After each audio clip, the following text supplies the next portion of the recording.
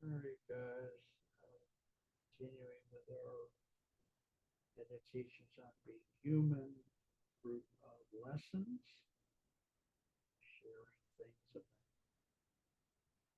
being a more nurturing person. Here, lesson number 6. Now, look at that.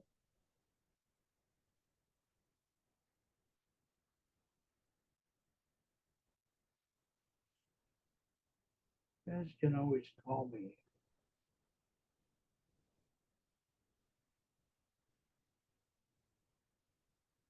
341-257-3002. I've been doing coaching for, say, 96. It's almost 30 years. Here to help if you need me. Lesson number 6, called the gift of full attention.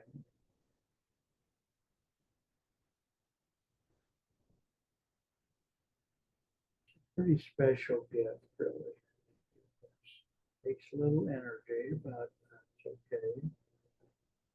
Lesson 6, like all of them, has 5 parts. So part number 1 is called the lesson. Most of us think we are good listeners, but we are often mistaken. For many of us, listening isn't really listening at all. It's waiting. Waiting for the other person to take a breath so we can jump in with our advice, our opinion, our own related story. Our minds are not on what the other person is saying. They are busy reloading, formulating our response. This kind of communication is transactional. It's about exchanging information, solving problems, or making a point.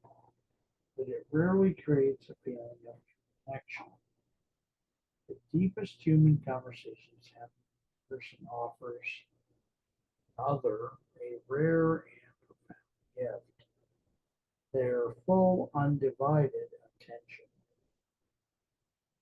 True listening is not passive, active, focused practice, present for another person without any agenda of your own. Listen this way. We're communicating something far more important than words.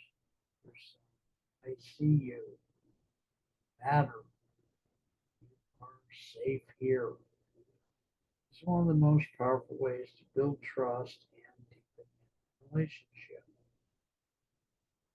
Part 2, the tool. The tool for this practice is called creating a listening space.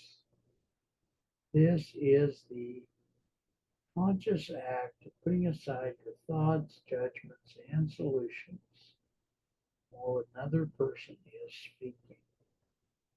Your sole intention is to understand their experience, their point of view, not listen to fix, to argue, or to reply. You are creating a safe, open space for them to share what is true for them. The Hanover Salcedo family. Oscar, his 20-year-old son, comes home from college for the weekend. During dinner, he nervously announces he's thinking of switching his major from biology to philosophy. Renata, a high-powered attorney, immediately goes into problem-solving mode. Her mind starts reloading. Before Oscar can even explain, she says, philosophy? What's the career path for that? Biology is a secure, respected field. You've already invested a year. Let's think this through logically. Oscar's face falls. He visibly shuts down, mumbling. Never mind, it was just an idea. Conversation is over. Later that night, Renata feels a pang of regret. She didn't listen. She cross-examined. The next day, she finds Oscar and says, I'm sorry about last night. I didn't give you a chance. Can we try again? Tell me about philosophy. I just want to listen. This time, she practices creating a listening space. As Oscar talks, she feels the urge to interrupt with practical objections, but she gently sets those thoughts aside. I noticed she actually had to do that. She had to stop and set things aside. She just listens.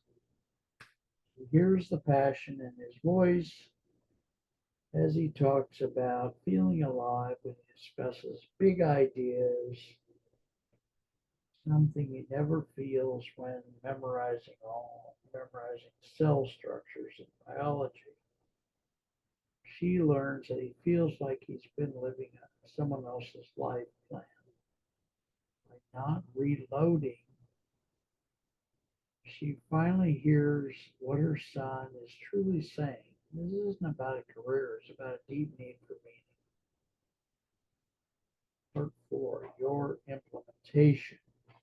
How to create a listening space. Find a partner. Ask a friend or a family member if you can practice something with them.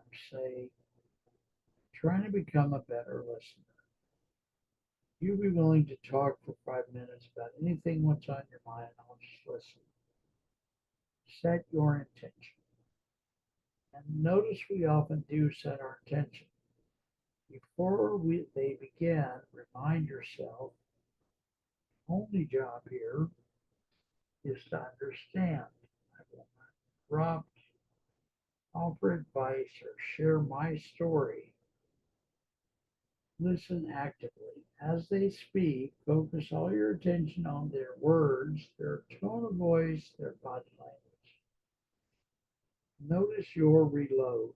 Your mind will naturally start formulating responses. Just notice this happens without judgment. Gently let the thoughts go through and bring your attention back to the speaker themselves.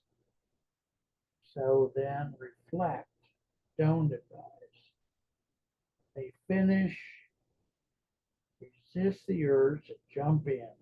Instead, try to see something that shows you were listening. Like it sounds like that was a really frustrating experience for you.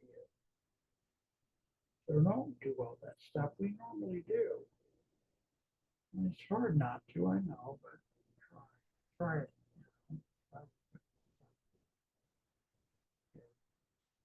Conclusion.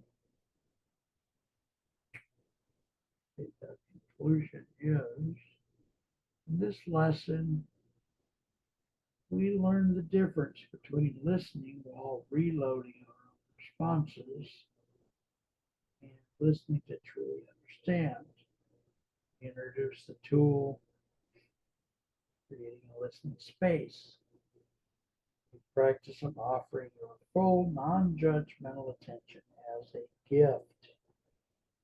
You saw how Renata used this to repair broken conversation, connect with her son, Oscar, on a much deeper level. Making this a regular practice can transform your relationships, moving them from simple transactions to powerful healing, and may I say, more long-lasting. All right, kids, that's lesson number 6. Love you guys a lot. My phone number is 341-257-3002. We offer, you know, half an hour, 1 hour appointments for a reasonable price. on your mind, you're welcome to call. I've been a Zen student for many years, done a lot of special training, 1,000 hours of rest, and a lot of other stuff. So feel free to call. Love you guys very much. Talk to you soon, okay? Take care. You're not alone out there.